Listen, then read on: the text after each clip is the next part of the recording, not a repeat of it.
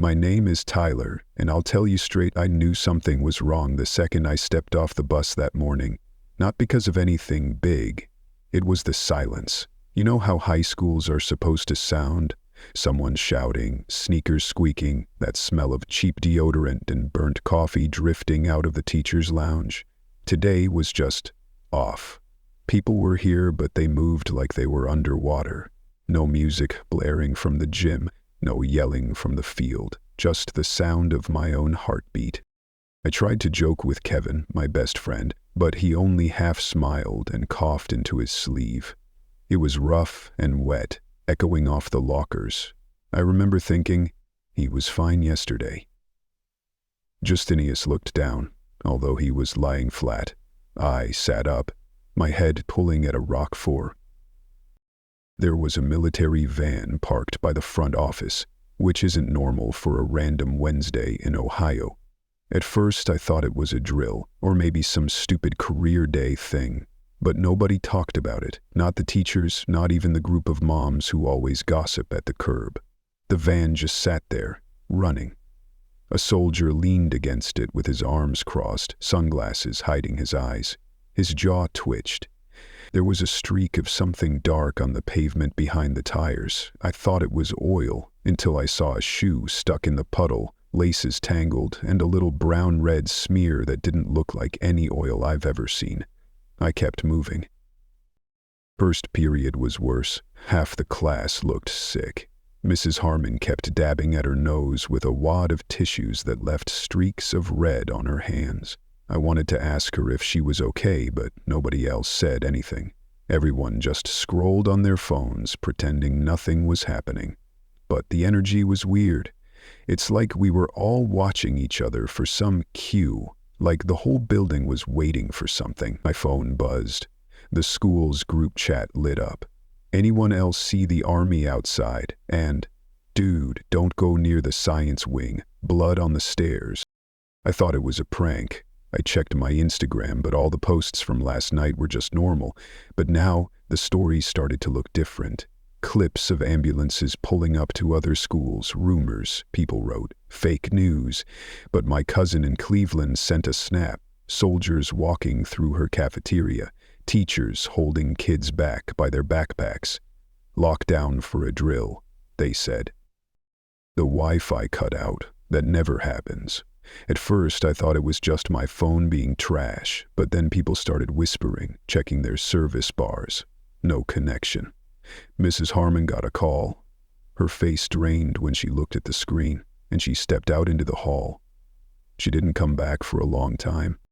When the bell rang for second period, nobody moved right away. Kevin started texting his mom, but just stared at his phone when it wouldn't send. I checked my own. No service.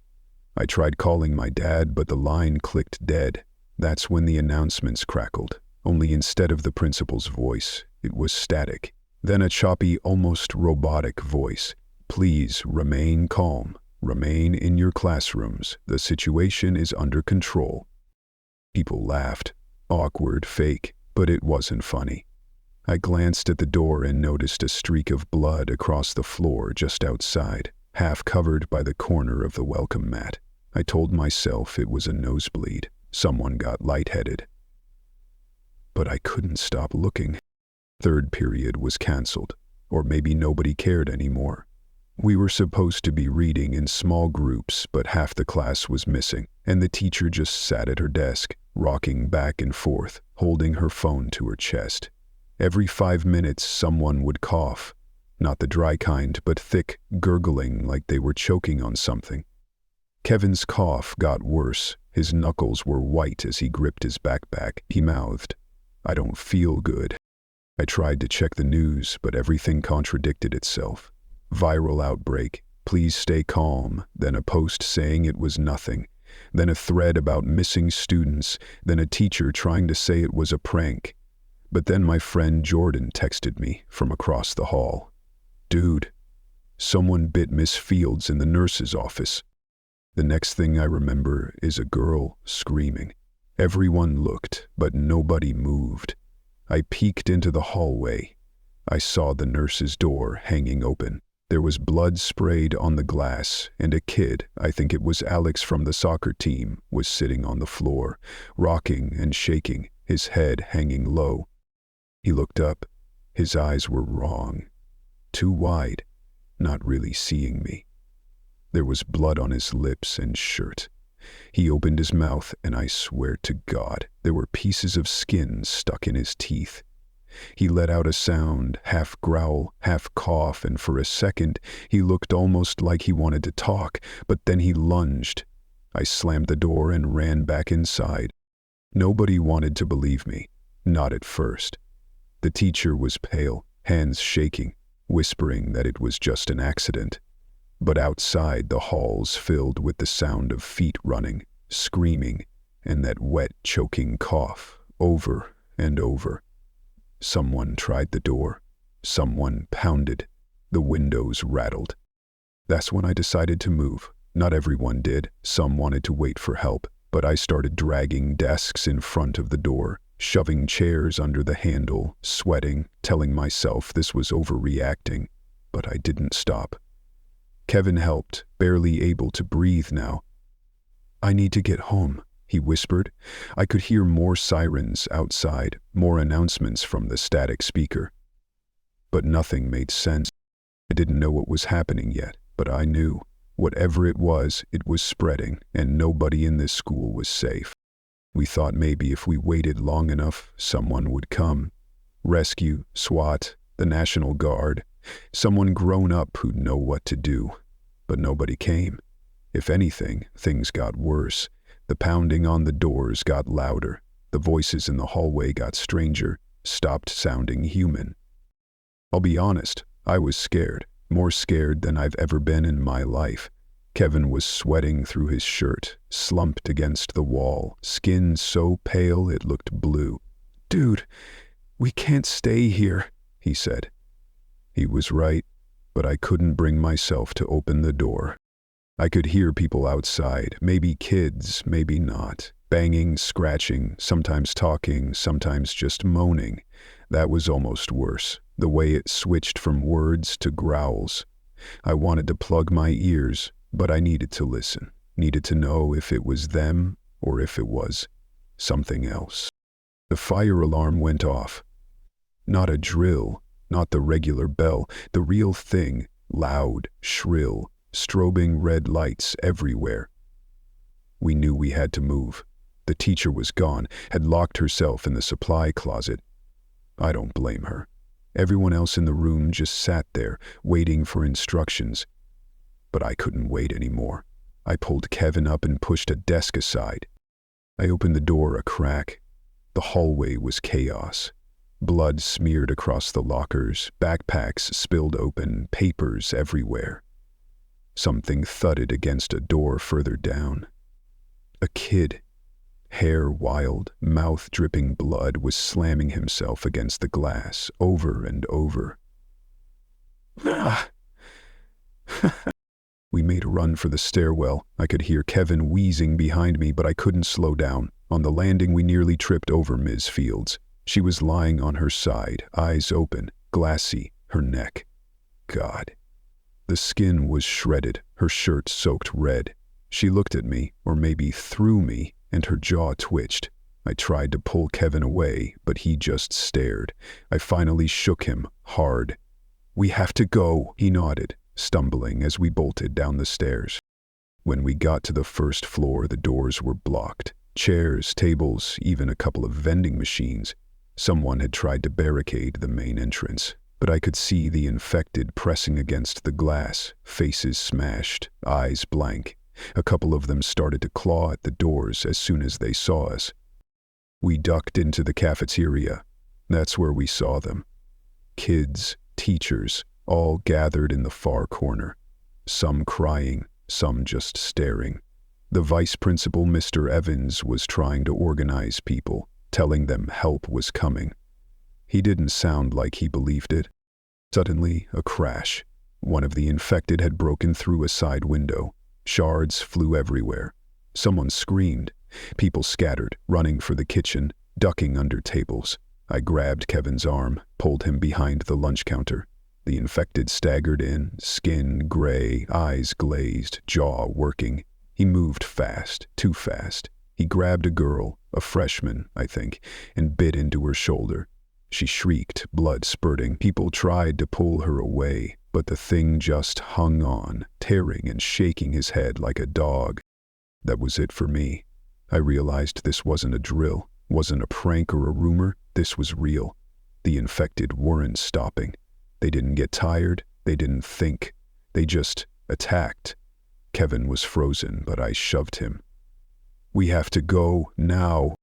We crawled through the kitchen, out the back door, onto the loading dock. The world outside didn't look real anymore. Just chaos, people running, cars crashed into each other in the street. Sirens, alarms, screams. I saw a teacher, Mrs. Banks, fighting off a student with a fire extinguisher. She looked right at me, and I'll never forget her face. Pure fear, pure desperation. I knew then nobody was coming.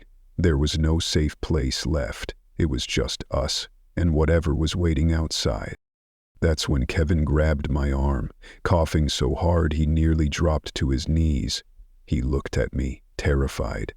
"Tyler, I don't feel right. Something's wrong with me." And I saw it. His eyes weren't the same. He was sweating, shaking, mumbling. I stepped back, not sure what to do. Was I supposed to help him, run, lock him out? My best friend, and now... That's when I realized the rules had changed. This wasn't just an infection. This was something else, and it was right here, in my school, in my life, in my best friend. I didn't have time to figure it out. The infected were coming, the barricades were failing. I grabbed Kevin, helped him up, and we ran. Out the back, into the unknown, hoping there was somewhere left that was safe. But I already knew. Nothing would ever be the same again. We made it as far as the back fence before the world really stopped feeling like the world. Kevin was stumbling, half dragging his feet, coughing so hard I thought he might pass out. I tried to get him to talk to me, to tell me what he was feeling, but all he'd say was, "It hurts, Tyler, it really hurts." I wanted to help him, but my brain kept flashing with those images. His eyes, the way he looked at me. Not like my friend anymore, but like something hungry. I shook it off. He was still Kevin. I had to believe that. We found shelter behind the maintenance shed by the baseball field. From there, I could see the whole school falling apart. Kids and teachers running, some getting chased down, some turning on each other, everyone screaming or crying or just frozen. I knew some of those faces. My neighbors, kids I used to see at lunch, even a few teachers. And now it was like all of us were stuck on the same sinking ship, with the water coming up fast and no one steering. Kevin slumped down and closed his eyes. "I'm so cold, dude." I tried to cover him with my hoodie, but he just kept shaking. I checked my phone again. Nothing. No signal, no news, nothing but a half-broken home screen. I felt alone. Really alone, for the first time in my life. I wanted to call my parents. I wanted someone to tell me what to do. That's when I heard a noise, not a growl, not a cough, just someone sobbing. I peeked around the corner and saw Maddie from band class covered in blood, clutching her backpack. She saw me too and started crawling toward us. "Please, let me in. Let me stay with you." I hesitated. My head told me to let her, but my gut said no. What if she was bitten? What if she was infected and didn't know it yet? She cried harder, begging. I looked at Kevin. He was too out of it to answer. I had to choose. I let Maddie stay, but I made her show me her arms and neck, turning them over to check for bites. She was shaking too hard to argue. "I'm clean, I promise," she whispered. I believed her, or maybe I just needed someone else to be here. We sat together, shivering, listening to the chaos all around us.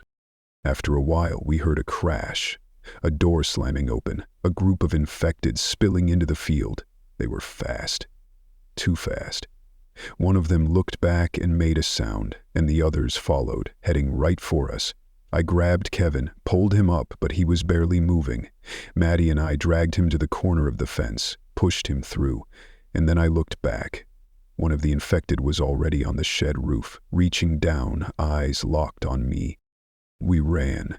There was no plan anymore, no map, just fences and alleys and broken glass. We made it to a house across the street, but the front door was locked. I banged on it, yelling for help, but the lights inside flickered off. I didn't blame them. We ran to the next house, and finally someone let us in, a woman with wild eyes and a baseball bat. "You bring that sickness in here, I'll put you down," she threatened. I swore we weren't bitten, swore we were okay. She made us sit in her kitchen, hands above the table while she locked every door and window. Kevin was pale, sweating, mumbling about his mom. Maddie was crying into her sleeve. That night, we hid in the darkness. The woman, her name was Mrs. Sanders, said her husband was out there, maybe fighting, maybe dead. She handed me a kitchen knife, like I was supposed to know what to do with it. I kept it anyway. But it wasn't enough. The infected found us. I heard the windows shatter, heard Mrs. Sanders yelling, swinging her bat. I grabbed Kevin and Maddie, tried to make for the back door, but Kevin collapsed in the hallway. "Tyler," he said, "I'm scared." I looked at him, really looked, and saw his eyes were wrong, glazed, empty. He tried to grab me, but I shoved him away, screamed at Maddie to run. She hesitated, but I didn't. I ran.